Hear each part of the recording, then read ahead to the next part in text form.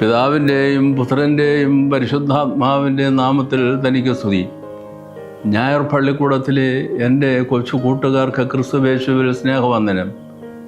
പ്രിയപ്പെട്ട കുഞ്ഞുങ്ങളെ, ഇന്നത്തെ എൻ്റെ ചെറു പ്രഭാഷണത്തിന് ഞാൻ കൊടുത്തിരിക്കുന്ന തലക്കെട്ട് പ്രകാശത്തിലേക്ക് എന്നാണ്. ഞാനൊരു മനോഹരമായ പൂക്കൾ വിടർത്തുന്ന ഒരു ചെടി ഒരു പൂച്ചട്ടിയോടുകൂടെ വാങ്ങുകയുണ്ടായി. ചെടിച്ചട്ടിയോടുകൂടെ വാങ്ങുകയുണ്ടായി. അതെൻ്റെ വീടിൻ്റെ ജനാലയോട് ചേർത്ത് വെച്ചു. കുറച്ചു കഴിഞ്ഞപ്പോൾ ആ ജനാലയുടെ ഒരു പാളി ഒരല്പമൊന്ന് തുറന്നു കിടന്നിരുന്നു. അതിലൂടെ പ്രഭാത പ്രകാശം അരിച്ചിറങ്ങി വരും. അങ്ങനെയുള്ള ഒരു അന്തരീക്ഷത്തിൽ കുറച്ച് കഴിഞ്ഞപ്പോൾ ഞാൻ കണ്ടതെന്തെന്നോ, ആ പൂച്ചട്ടിയിലെ ചെടി ആ പ്രകാശം കടന്നു വരുന്ന ജനാലയുടെ പാളിയുടെ വെളിയിലേക്ക് പോകുവാൻ ഒരുങ്ങുന്നത് പോലെ അതൊരു ചിന്ത എൻ്റെ മനസ്സിൽ ഉണ്ടാക്കുകയായി.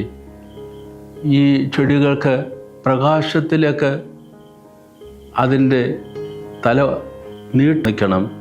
അങ്ങനെ വരുമ്പോൾ മാത്രമേ അതിന് സന്തോഷമുണ്ടാകുന്നുള്ളൂ എന്ന് എൻ്റെ മനസ്സ് പറയുകയായി. നമുക്കൊരു പരീക്ഷണം നടത്താൻ കഴിയും. ഇരുള് നിറഞ്ഞ ഒരു മുറിക്കുള്ളിൽ ഒരു നല്ല ചെടി ചട്ടി കൊണ്ടുവയ്ക്കുക.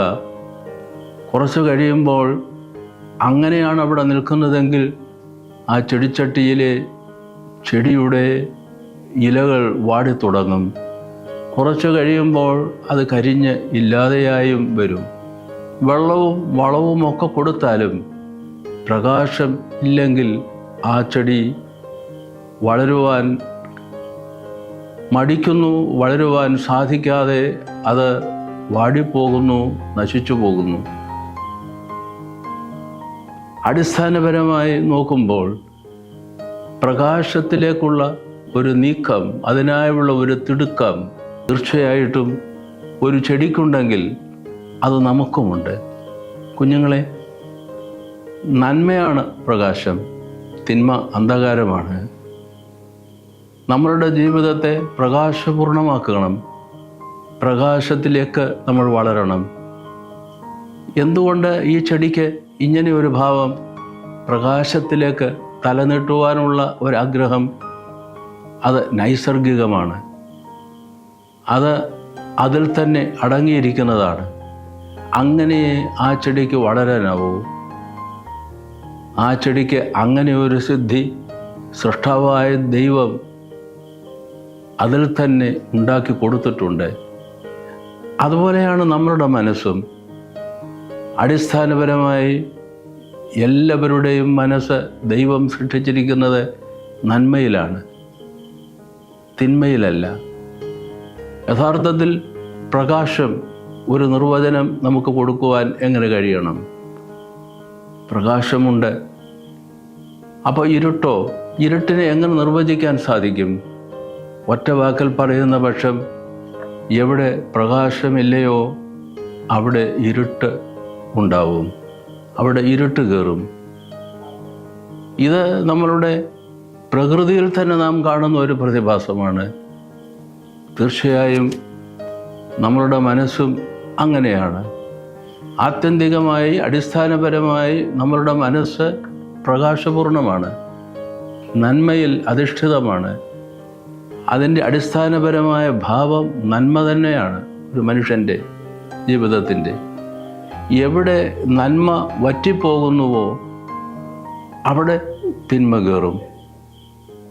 ഞാൻ സൂചിപ്പിച്ചതുപോലെ എവിടെ പ്രകാശമില്ലയോ ആ ഇല്ലായ്മയാണ് ഇരുട്ടെന്ന് പറയുന്നത്.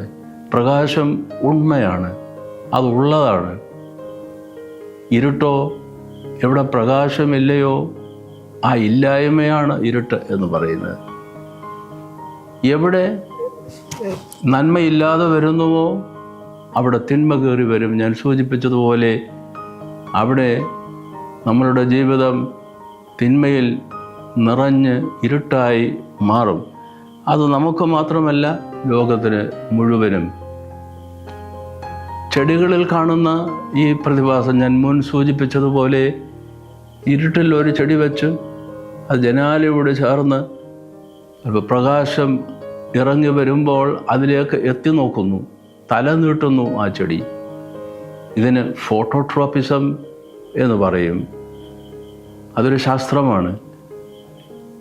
അതുപോലെയാണ് തീർച്ചയായിട്ടും മനുഷ്യ മനസ്സും അതുപോലെ ആയിരിക്കണം. നന്മയിലേക്ക് നമ്മളുടെ മനസ്സ് ശ്രദ്ധിക്കുന്നു, നന്മ ചെയ്യുവാൻ നമ്മളുടെ കൈകൾ നീട്ടുന്നു, നന്മയിലേക്ക് നമ്മൾ പദം ഊന്നുന്നു. ജീവിതം സമഗ്രമായും നന്മ അന്വേഷിക്കുകയാണ്. സുഹൃതം ചെയ്യുന്നതിന് വല്ലാതെ തിടുക്കം കാട്ടുകയാണ്. അങ്ങനെ വേണം ജീവിതം. കുഞ്ഞുങ്ങളെ, പുതിയ വർഷം, അധ്യായ വർഷം ആരംഭിച്ചു കഴിഞ്ഞു. നമുക്ക് അങ്ങനെ ഒരു പ്രതിജ്ഞ എടുക്കണം.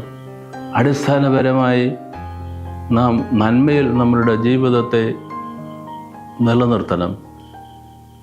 നന്മ ആഗ്രഹിക്കണം, നന്മ ചിന്തിക്കണം, നന്മയുടെ വാക്കുകൾ ഉച്ചരിക്കണം. കൊച്ചു കൊച്ചു നന്മ പ്രവൃത്തികൾ കൊണ്ട് നമ്മളുടെ ജീവിതത്തെ ധന്യമാക്കണം.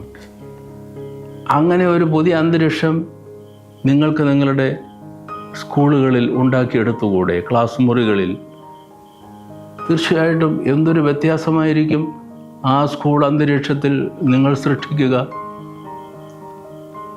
ആ അന്തരീക്ഷം ഉണ്ടാക്കുന്ന സാക്ഷ്യം എത്ര വലുതായിരിക്കും.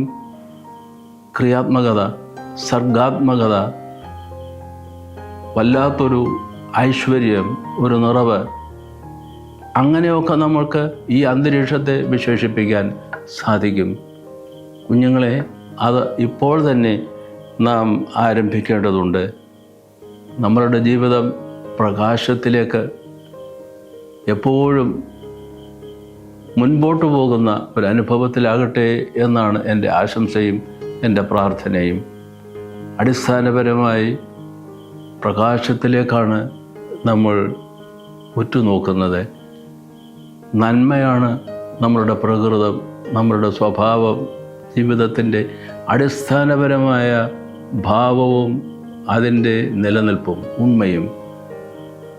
അത് തിരിച്ചറിഞ്ഞുകൊണ്ട് അങ്ങനെ ഒരു ജീവിതം ആയിരിക്കും എൻ്റേത് എന്ന് പ്രതിജ്ഞ എടുക്കുവാൻ ഈ സാധ്യായ വർഷത്തിൻ്റെ ആരംഭത്തിൽ കുഞ്ഞുങ്ങളെ നമ്മൾ അതിനുവേണ്ടി പ്രത്യേകം ഒരു തീരുമാനമെടുക്കണം. ആ തീരുമാനം നമ്മളുടെ ജീവിതത്തിൽ പ്രാവർത്തികമാക്കുവാൻ പ്രതിജ്ഞാബദ്ധമാവുകയും വേണം.